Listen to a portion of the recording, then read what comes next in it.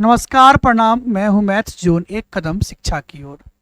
हम SSC CGL का series चला रहे हैं, जिसमें हर सीरीज में लगभग 4 क्वेश्चन हम आपको बताते हैं और आज सीरीज नंबर 4 है। चलिए तो कुछ इंपॉर्टेंट क्वेश्चन को देखते हैं। 10 महिलाएं किसी काम को 6 दिन में पूरा कर सकती हैं। 10 महिलाएं, महिलाएं को मैंने वोमेन यानी डब्लू कह दिया। ये काम को 6 दिनों में कर सकती हैं। फिर कहा जा रहा है कि 6 पुरुष उसी काम को 5 दिनों में पूरा कर सकते हैं। 6 पुरुष को मैंने एम कह दिया, मेल, ये 5 दिनों में कर सकते हैं। फिर कह रहा है तो सभी पुरुष और सभी महिलाएं एक साथ काम को कितने दिनों में पूरा करेंगे। सभी पुरुष तो 6 हैं तो 6 एम, सभी महिलाएं तो महिलाएं 10 हैं तो 10 डब्लू। ये सभी मिलके काम को कितने दिनों में समाप्त करेंगे? x दिनों में समाप्त करेंगे। ठीक है, ये भी काम को समाप्त करने की बात कर रहा है कि 6 औरत यानी कि 6 ओमैन 10 ओमैन 6 दिन में काम को पूरा कर सकती है। ये भी पूरा काम खत्म करने की बात कर रहा है। 6 पुरुष काम को 5 दिनों में समाप्त कर सकता है। ये भी काम को समाप्त करने की बात कर रहा है। और ये पूरी पुरुष और महिलाएं मिलकर काम को कितने दिन में समाप्त करेगा? ये भी काम को समाप्त करने की ही बात कर रहा है। जब सभी काम को समाप्त करने की ही बात कर रहा है तो सभी आपस में क्या हो जाएंगे? इक्वल हो जाएंगे। सभी आपस में क्या हो जाएंगे? इक्वल, क्योंकि सभी काम को समाप्त करने की ही बात कर रहा है। ठीक है, चलिए हमको इस x का मान निकालना है। तो इस सबसे पहले हमको m और w की क्षमता चाहिए, पुरुष और महिला की क्षमता निकालना होगा। इसके लिए हम इन दोनों को आपस में इक्वल कर ले रहे हैं। इक्वल तो है ही, चलिए इक्वल करते हैं। 10 w गुना 6 बराबर 6 m गुना 5। 6 से 6 खत्म, 5 से कट गया 2 बार में, ये निकल गया 2w बराबर, यहां तो m केवल m ही है और गुना 5 तो कट ही गया है। तो हमारे पास केवल क्या बच गया? 2m बराबर 2w बराबर m। हमारे पास क्या बच गया? 2w बराबर m। तो जब हम यहां से m और w की क्षमता पता करेंगे, m और w की, इसके बगल में क्या छुपा है? 1 छुपा है। m के सामने w के मान को लिखते हैं और w के सामने m के मान को लिखते हैं। ठीक है, चलिए, यानी कि पुरुष की क्षमता 2 है, महिला की क्षमता 1 है। अब हमको यहाँ x का मान पता करना है, तो या तो इसको आप इसके इक्वल कर लो या तो इसको आप इसके इक्वल कर लो। हालांकि इक्वल तो सब आपस में है, तो आप इनको आपस में इक्वल कर लो, चाहे इनको और इनको आपस में इक्वल कर लो। चूंकि हमको x का मान निकालना है तो इनको तक किसी न किसी के साथ तो इक्वल करना ही होगा। हम इसी के साथ इक्वल कर लेते हैं। 10 m गुना 6, 10 w है, m नहीं है, 10 w है। 10 w थोड़ा अच्छा से लिख देते हैं। 10 w गुना 6 बराबर 6m प्लस 10 w गुना x। ठीक है, चलिए, w 1 है तो 10 एकम 10, ये 10 ही रह गया, गुना 6 बराबर। ठीक है, अब देखिए यहाँ पे 6m, तो m तो 2 है तो 6 दूना 12, w 1 है तो 10 एकम 1, 10 एकम 10 तो 6 दूना 12, 10 एकम 10, 12 10 मिलके 22 और गुना क्या है? x है। ठीक है, अब देखिए 2 से कट गया 11 बार में, 2 से कट गया 5 बार में, 6 5 30, 30 बराबर 11 x बराबर 30 बटा 11, यानी 11 दूना 22, 2.8/11, यानी सभी पुरुष और सभी महिलाएं मिलके x दिन में काम को कर रहा था और x का मान आया है 2.8/11, यानी सभी पुरुष और सभी महिलाएं मिलके काम को 2.8/11 दिनों में क्या करेगी? समाप्त कर देगा लोग। ठीक है, चलिए, वीडियो अच्छा लगा होगा साहब तो लाइक कीजिएगा। ये जो 2 नंबर क्वेश्चन है ये भी सीजीएल के ही क्वेश्चन है। सारे सीजीएल लेवल के क्वेश्चन आपके सामने प्रस्तुत किया जाता है, सारे प्रीवियस ईयर क्वेश्चन है साहब।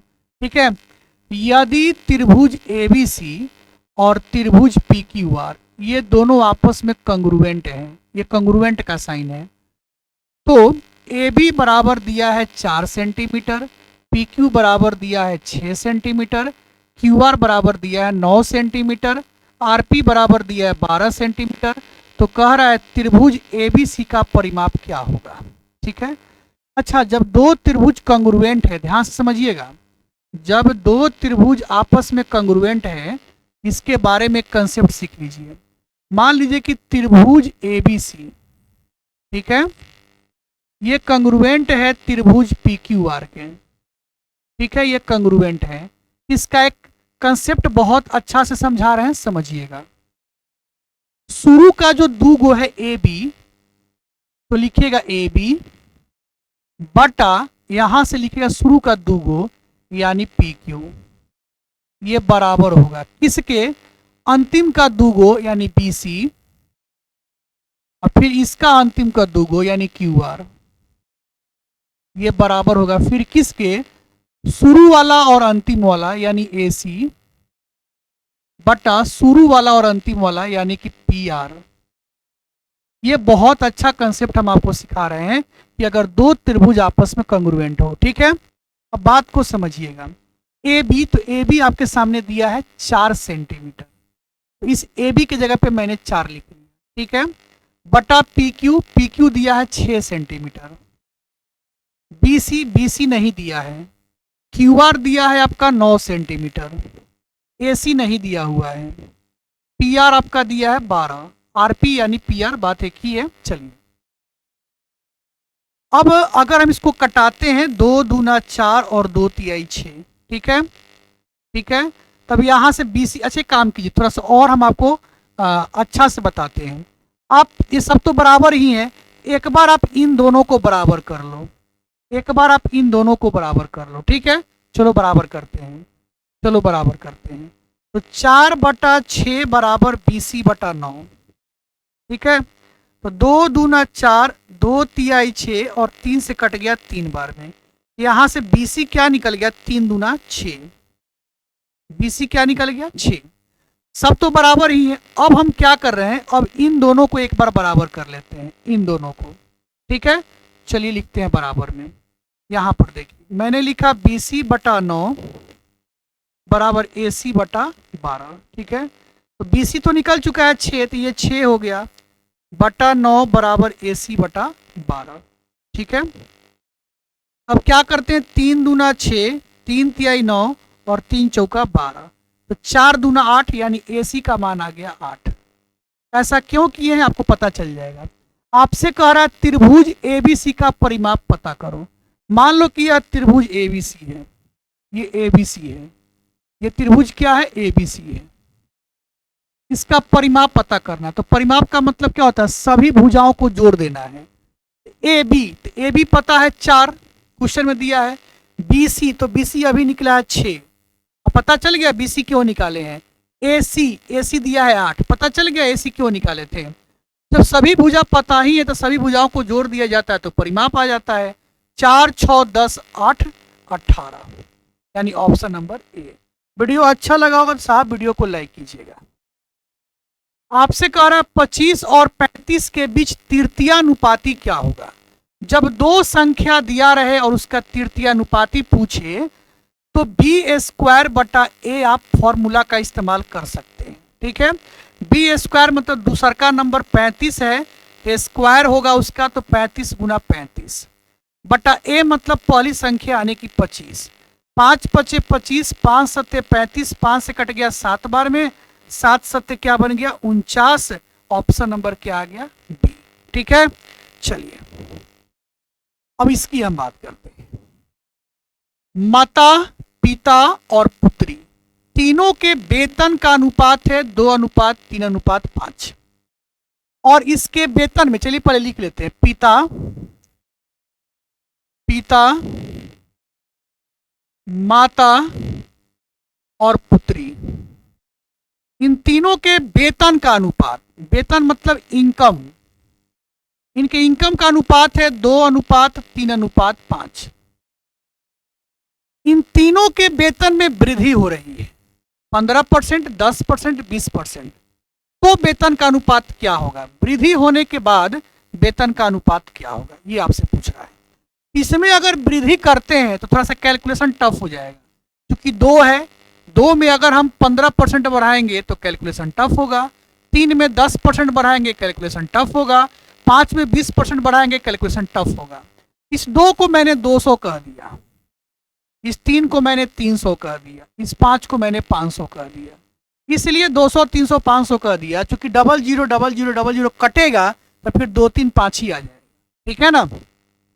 अब इसमें अगर हम 15% बढ़ाएंगे तो इजीली बढ़ा सकते हैं, क्योंकि पिता में 15% की वृद्धि हो रही है। तो 200 का 15% कितना होता है, 30 होता है। 30 बढ़ेगा तो ये बन जाएगा 230, और माता में बढ़ रहा है 10%। तो 300 का अगर हम 10% अगर हम बढ़ाते हैं तो कितना हो जाएगा, अगर हम 300 का 10% बढ़ाते हैं तो कितना हो जाएगा, 30 हो जाएगा, यानी ये 30 बढ़ जाएगा, यानी कि 330 हो जाएगा। और इसमें बढ़ाया जा रहा है 20%। तो 500 का 20% बढ़ाएंगे तो कितना बढ़ाना होगा, 100 गो बढ़ाना होगा, प्लस 100 गो करना होगा। यहाँ प्लस 30 गो किए थे, ये 100 गो तो ये 600 बन जाएगा। अब इनके बीच का अनुपात आपसे पूछ रहा है, 0 0 0 कैंसिल, यानी 23:33:60, 23:33:60 ऑप्शन नंबर बी। साहब अगर वीडियो अच्छा लगा होगा तो वीडियो को लाइक कीजिएगा, एक बार पूरा स्क्रीन पे देख लीजिए क्वेश्चन को। वीडियो अच्छा लगा होगा साहब तो वीडियो को लाइक कीजिएगा, ज़्यादा से ज़्यादा शेयर कीजिएगा। और अगर फेसबुक पे देख रहे हैं तो फॉलो कर लीजिए, इंस्टाग्राम पे देख रहे हैं तो भी फॉलो कर लीजिए, अगर यूट्यूब पे देख रहे हैं इस वीडियो को तो चैनल को सब्सक्राइब कर लीजिए। ये था हम लोग का SSC CGL सीरीज नंबर 4। फिर आगे हम लोग देखेंगे सीरीज नंबर 5। ऐसे ही आपको सीरीज मिलता रहेगा, डेली आपको 2 सीरीज मिल रहा है साहब, डेली 2 सीरीज आपको मिल रहा है, ठीक है। बहुत बहुत धन्यवाद।